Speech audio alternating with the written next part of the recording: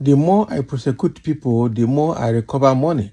But the more problem we face, EFCC chairman reveals. Of course, you cannot run that office and think it will be a smooth one. Because the more you are a threat to criminals, the more criminals will look for a way to exterminate you or to find a way to cripple you or incapacitate you. To declare, like now they're saying that EFCC is an illegal organization from Yahya Bello's lawyer. So that is expected. Anyone that is trying to fight crime, of course, crime will fight back. So it's not a job for the chicken-hearted. It's not a job for the chicken-minded. You must be strong, and you must be intelligent, and you must be smart, and you must be ready to fight it. That is it. Ola Olukoyede, the chairman of the Economic and Financial Crimes Commission, EFCC, has offered insights into the difficulties the organization faces in its continuous attempt to battle financial crimes and corruption in Nigeria, according to a report published by Arise News on Wednesday, April 24.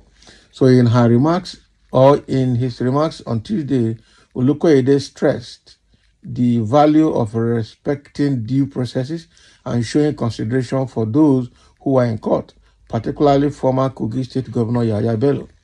Addressing concerns surrounding Bello's impending trial, Olukoyede assured that the EFCC would extend requisite courtesies to him, highlighting the agency's commitment to fairness and transparency in its legal proceedings.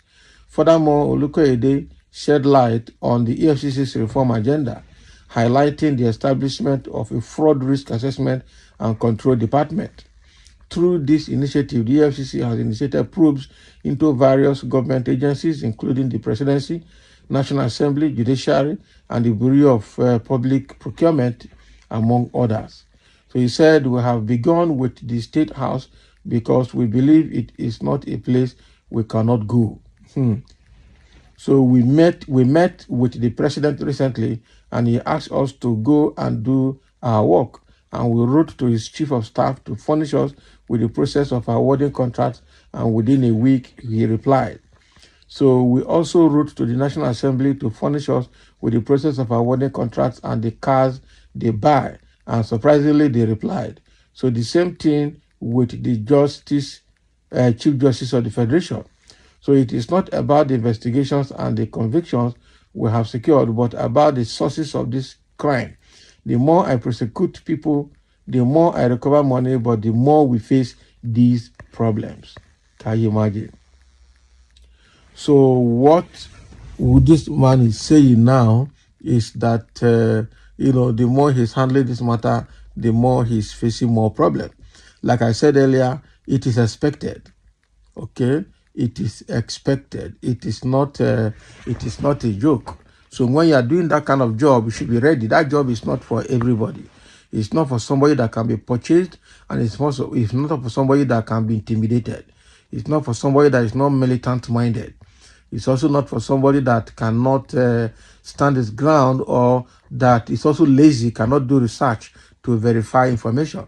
If not, you can easily wrongly accuse somebody, and then either you lose the case or you even go in for it. You are charged for charging somebody wrongly. So I understand the due diligence required in handling this kind of matter, but at the same time, they must prove to us that it's not a witch hunt organization. It's not an organization that the ruling party will use to chase the opposition party. And if somebody in the ruling party is involved, then they temper justice with mercy. So they need to prove all of that to Nigerians. If not, it remains a child's play, whether they like it or not. Before now, the people have never proven to have won any case against any high-profile politician. So this one is a case of another high-profile politician, which I think too that is all going to end in drama. It's obviously all going to end in drama. We don't know the direction they are going.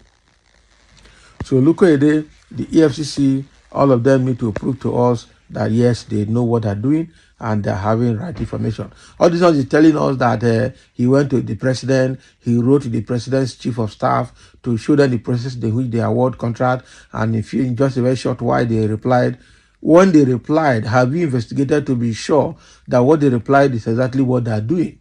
They might reply you according to the requirements and recommendations stipulated by laws and guidelines or policies around them. But is that exactly what is done? because what you are just asking for is probably can be extracted from the document that is already in place. But is that the exact practice on ground? Have you investigated some of the contracts they have awarded and be sure that they follow the due process they say they are following? So you have to go and check.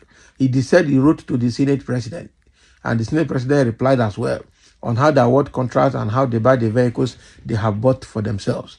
And they replied, and you are satisfied with that reply, Abi?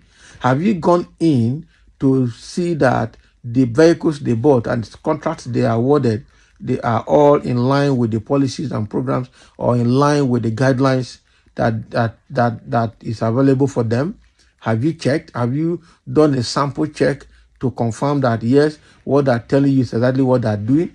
Because what they're telling you can be extracted from the existing guidelines, policies, and laws or whatever. So it's not enough that you ask them. It's also not enough they have replied. You need to go deeper to take sample of some of the contracts that they have done and we use it to validate that yes, they're following the due process in doing what they're doing. Otherwise, what are the loopholes and how can they be closed? That is what you should do. So some gullible Nigerians will say, oh, you see, the man is doing his work. He has invited them. He has written them and they have replied. What do you want him to do? I know that some people will say it. But the issue is, it's not about asking them. So in investigation, you will ask questions.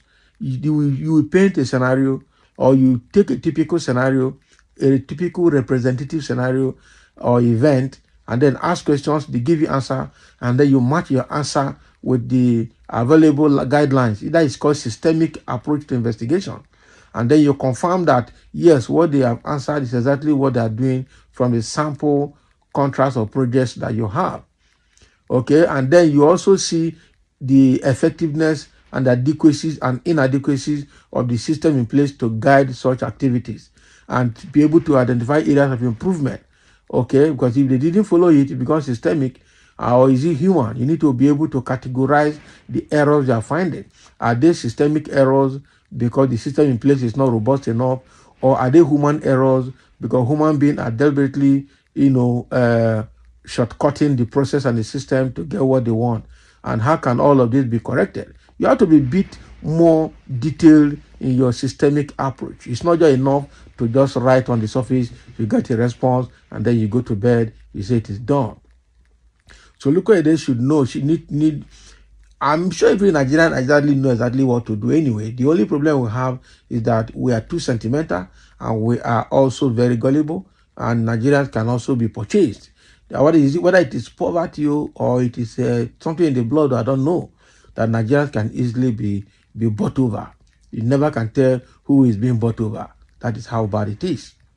So thank you for listening. Let's have your comment. That is the comment coming from Olukoyede, trying to share his experience in dealing with some of these investigation cases.